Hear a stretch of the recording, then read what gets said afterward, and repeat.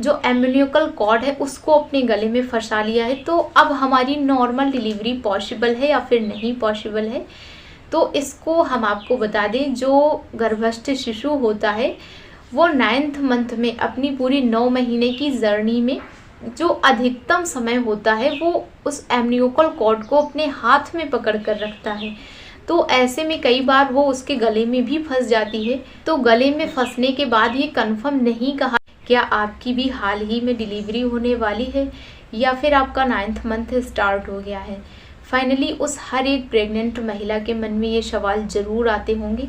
और अगर आपके 8 मंथ कंप्लीट हो गए हैं, आपका 9th मंथ स्टार्ट हो गया है, तो किसी ना किसी दिन आपने इन सवालों के बारे में ज़रूर सोचा होगा। तो ऐसे ही कुछ 5 महत्वपूर्ण सवालों को मैंने नोट किया है और आज की इस वीडियो में मैं दिव्या आपको उन सवालों के जवाब देने वाली हूँ जो कि 9th मंथ में या फिर जिसकी भी डिलीवरी होने वाली है, उस हर एक महिला के मन में ये प्रश्न जानने की बहुत ज़्यादा क्यूरियोसिटी होती है। तो आइए हम जानते हैं अपने पहले सवाल को कि जैसे कि हमारी 1 to 8 मंथ तक हमारे बेबी की डेवलपमेंट हमने आपको अपने कई सारे वीडियोस में बताई है।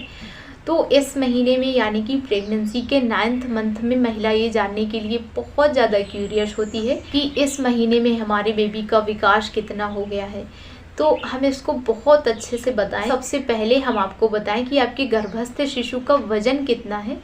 तो इस महीने में यानी कि 9th मंथ में आपके गर्भस्थ शिशु का वजन लगभग 2 किलोग्राम से लेके 4-4.5 किलोग्राम तक आपके बेबी का वेट हो सकता है। आपके गर्भस्थ शिशु का वेट डिपेंड करता है कि आपने कैसी देखरेख की है और कैसी आपने डाइट फॉलो की है। और काफ़ी सारे लोग ये भी जानना चाहते हैं कि इस महीने में उसका जो लेंथ है, उसकी लंबाई कितनी हो गई है।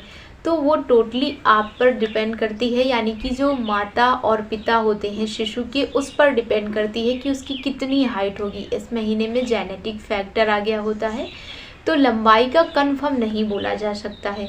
और इसके साथ में उसके लगभग सारे अंग विकसित हो गए हैं, सिर्फ जो अभी ब्रेन है उसका डेवलपमेंट नहीं हुआ है। बेबी की बर्थ के बाद भी उसका ब्रेन डेवलपमेंट होता रहता है। और इसके साथ में जो दूसरा सवाल है वो है कि 9th मंथ में यानी कि जैसे ही हम अपने 9वें महीने में प्रवेश करते हैं तो हमें कितनी सोनोग्राफी करवानी चाहिए।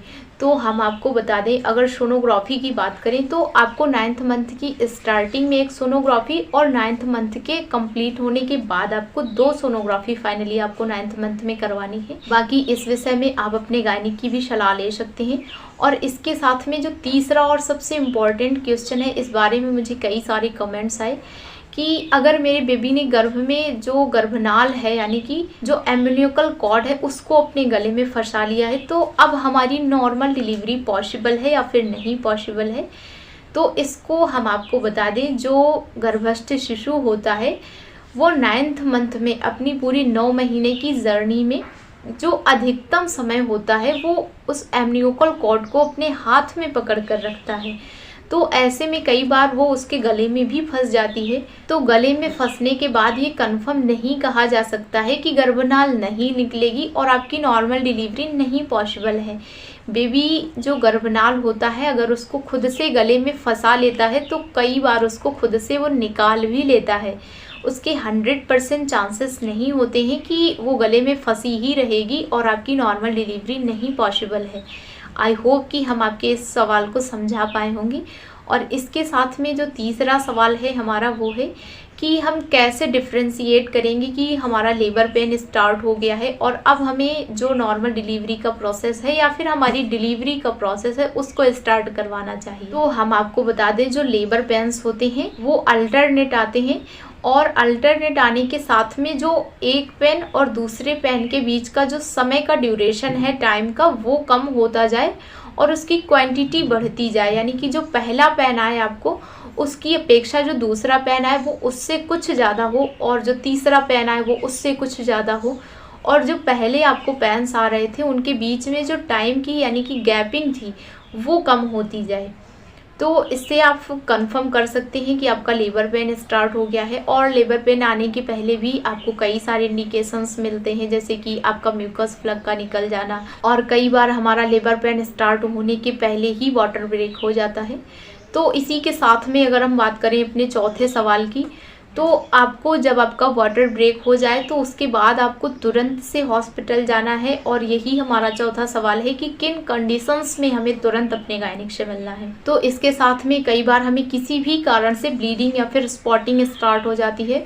तो अगर आपको ब्लीडिंग स्टार्ट हो गई है तब भी आपको अपने गायनिक से तुरंत मिलना है, आपको तुरंत हॉस्पिटल जाना है। और इसके साथ में कई बार हमारे जो बेबी की किकिंग मूवमेंट्स होती हैं वो बहुत कम हमको फील होती हैं, तो ऐसे में भी आपको अपने गायनिक से तुरंत मिलना है। ऐसी स्थिति में भी आपको सोनोग्राफी करवानी है। आपकी जो टाइम की गैपिंग है लेबर पेन्स की वो कम हो गई है तब भी आपको अपने गायनिक से तुरंत मिलना है, आपको तुरंत विजिट करना है हॉस्पिटल। और कई बार डिफ्रेंशिएट नहीं कर पाते लोग कि कौन से हमारे फॉल्स लेबर पेन है और कौन से ट्रू लेबर पेन। तो जैसा कि मैंने आपको पहले बताया कि जो टाइम की गैपिंग हो वो कम हो जाए तो आपको समझ जाना है ये। और इसको जानने का सबसे एक सटीक तरीका हम आपको बताएं तो जब आपके दर्द स्टार्ट हो तो आपको एक कोई नॉर्मल पेन किलर लेनी है। तो अगर फॉल्स लेबर पेन्स होंगे तो वो कम हो जाएंगे या फिर फिनिश ही हो जाएंगे। और जो ट्रू लेबर पेन्स होते हैं उनको आप फिनिश नहीं कर सकते जब तक कि आपका बेबी डिलीवर नहीं हो जाता। तो आप कोई भी हैवी से हैवी पेन किलर ले लें, आपके दर्द 1% भी कम नहीं होने वाले हैं। तो ईजिली आप डिफरेंस कर पाएंगे कि कौन से रियल लेबर पेन है और कौन से फॉल्स लेबर पेन है। आई होप कि आज की इस वीडियो में हम आपको 9 मंथ से रिलेटेड कई सारे सवालों के जवाब दे पाए होंगे। और आशा करते हैं कि आज की ये वीडियो, आज की ये जानकारी आपको थोड़ी सी हेल्पफुल लगी होगी। मिलते हैं हम ऐसे ही किसी एक नए रोचक विषय के साथ। वीडियो के अंत तक बने रहने के लिए आपका बहुत बहुत धन्यवाद।